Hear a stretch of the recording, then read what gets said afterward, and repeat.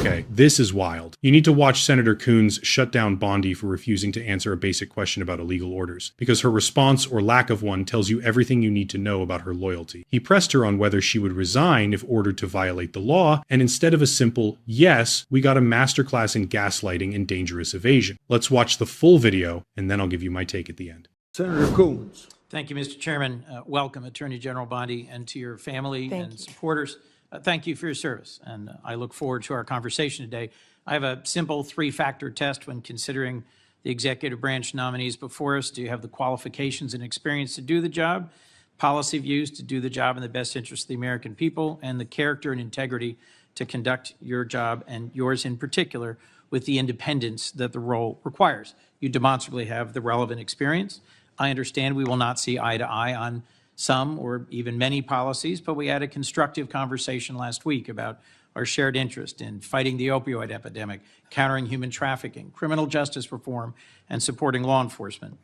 But I need to know that you share a core value, ensuring the Department of Justice remains free from partisan or political influence, in particular by the White House. So I look forward to our discussion about that today.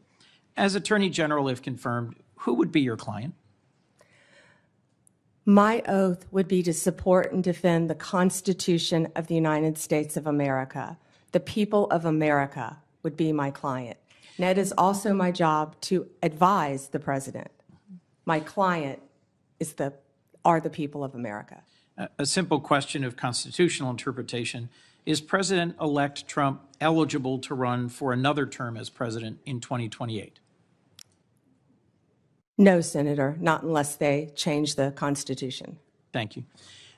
One of the concerns I've raised with you is safeguarding the Department of Justice's independence in the face of some promises on the campaign trail by then-candidate Trump that he would use the department to target his political adversaries, or that he might interfere with prosecution. What would you do if your career DOJ prosecutors came to you with a case to prosecute, grounded in the facts and law, but the White House directs you to drop the case?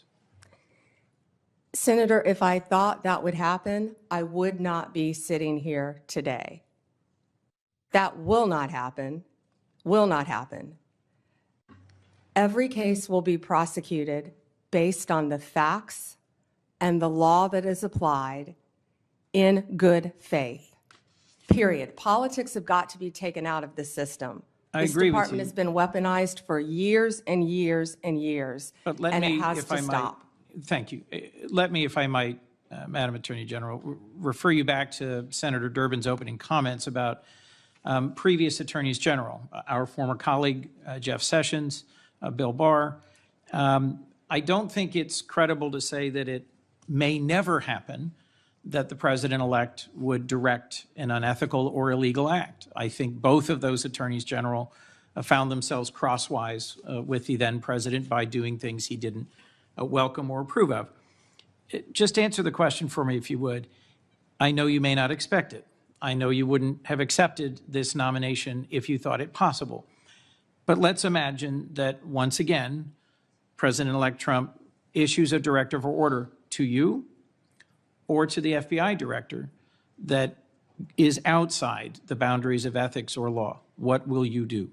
Senator, I will never speak on a hypothetical, especially one saying that the president would do something illegal. What I can tell you is my duty, if confirmed as the Attorney General, will be to the Constitution and the United States of America. And the most important oath, part of that oath that I will take, are the last four words, "So help me God." Given the importance of that oath, I hope you can understand the importance of repeated questions from some of us about the importance of having independence in the Department of Justice.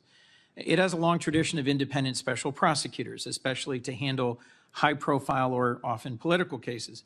If you got credible evidence of a criminal violation by a White House official, including even the president, would you bring in a special prosecutor? Senator, that's a hypothetical. I can tell you what I do know is special prosecutors have been abused in the past on both sides. We have seen that for many, many years. They have cost the taxpayers countless dollars, countless. And I will look at each situation on a case-by-case basis and consult the appropriate career ethics officials within the department to make that decision. Attorney General, do you think special counsels need to be confirmed by the Senate? I will follow the law and I will consult with the appropriate ethics officials regarding the law. Right now, they do not need to be Senate confirmed, of course. But you did sign an 11th Circuit brief arguing that they should be. I will follow the law, Senator. That's why I said that. Understood, but I was just getting to the clarity about the difference between a Absolutely. position you've advocated and what the current law is. Thank you for that.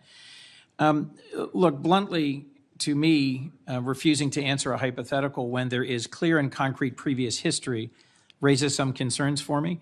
I think Chris Wray has done an outstanding job as FBI director at avoiding political pressure. And although he was chosen by President Trump, he's being driven out so that he can be replaced. My perception, I've not yet met with Mr. Patel, by a loyalist who has publicly said he will do what the president asks him. Given that Attorney General Barr was asked to go find evidence of election interference and improprieties, went and looked for the evidence and said, I can't find any, and was then dismissed, I'm just going to ask you one last time. Can you clarify for me that in following ethics and the law, you'd be willing to resign if ordered to do something improper?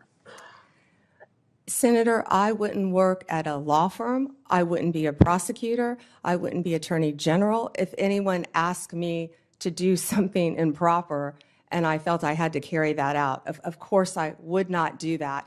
That's one of the main things you learn when you're a young prosecutor is to do the right thing. And I believe that has continued with me throughout my very long career.